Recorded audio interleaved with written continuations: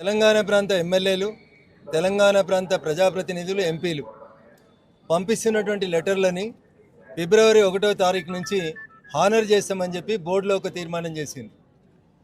ఉమ్మడి ఆంధ్రప్రదేశ్ ఉన్నప్పుడు 294 మంది ఎమ్మెల్యేలు సిఫార్సు చేస్తే ఆ రోజు తిరుమలలో పైన అకామిడేషన్ ఉంది, దర్శనానికి బ్రేక్ దర్శనం ఇవ్వడానికి అవకాశం ఉంది. ఆంధ్రప్రదేశ్ రాష్ట్రం విడిపోయి ఆంధ్రప్రదేశ్ తెలంగాణ 2 రాష్ట్రాలుగా విడిపోయిన తర్వాత తెలంగాణ ప్రాంత ఎమ్మెల్యేలు, ఎంపీలు, ఎమ్మెల్సీలు ఇస్తున్న ఉత్తరాలని చంద్రబాబు నాయుడు గారి ప్రభుత్వం వచ్చిన తర్వాత ఫిబ్రవరి 1వ తారీఖు నుంచి హానర్ చేస్తామని చెప్పి కొత్త కమిటీ బిఆర్ నాయుడు గారి నాయకత్వంలో చెప్పడం జరిగింది.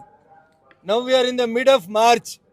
తెలంగాణ ప్రాంత ప్రజాప్రతినిధులు ఒకటే కోరుకుంటున్నారు, 294 మంది ఎమ్మెల్యేల లేఖలని అకామిడేట్ చేయగలిగిన టీటీడీ ఈరోజు కేవలం 153 మంది ఆంధ్ర ప్రాంత ఎమ్మెల్యేలకే పరిమితం కావడం అనేది బాధాకరమైనటువంటి విషయం. ముఖ్యమంత్రి గారు అలో చేస్తామని చెప్తారు, బోర్డు అప్రూవల్ అయిందని చెప్తారు. అరే, తెలంగాణ ప్రజలు మా ఎమ్మెల్యేల నుంచి, ఎంపీల నుంచి ఒక ఉత్తరం తీసుకొని పోతే తిరుమలలో దర్శనం కావాలని కోరుకుంటున్నారు. దీనికి నానా రకాలైనటువంటి ఇబ్బందులు.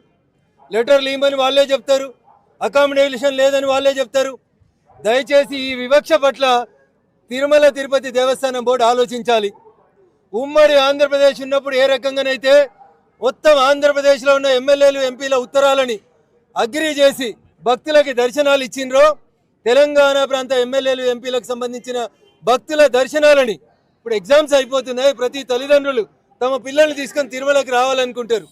ఈ టైంలో కూడా బోర్డు మా ఉత్తరాలని అనుమతించకపోవడం అనేది బాధాకరమైనటువంటి విషయం.